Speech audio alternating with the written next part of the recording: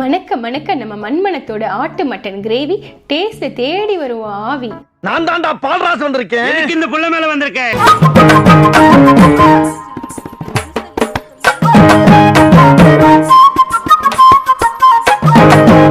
முதல்ல நாம அடுப்பை பற்ற வச்சு அதில் மண் சட்டியை வச்சு கொஞ்சம் பூண்டு, கொஞ்சம் சின்ன வெங்காயம், ஒரு தக்காளி எல்லாத்தையும் செதிலாக கட் பண்ணி கொஞ்சம் கடாயில் நம்ம பாரம்பரியமிக்க ஏஎன்எஸ் கடல் எண்ணெயை தாராளமாக ஊற்றுறோம். என்னங்க இது ஜோதிகா மாதிரி எவ்வளவு எண்ணெய் ஊத்துறாரு?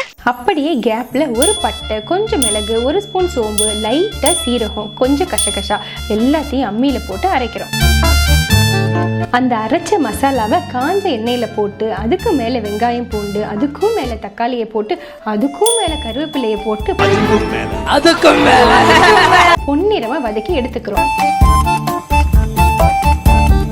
அது வணங்கினதும் நம்ம மட்டனை உள்ள போட்டு புரட்டி எடுத்துட்டு அதில் கொஞ்சம் இஞ்சி பூண்டு விழுது, கொஞ்சம் மிளகாய் தூள், கொஞ்சம் கறி மசாலா, கரம் மசாலா எல்லாத்தையும் ஒன்னொன்னா போட்டுட்டு கிளறி எடுத்துக்கிறோம்.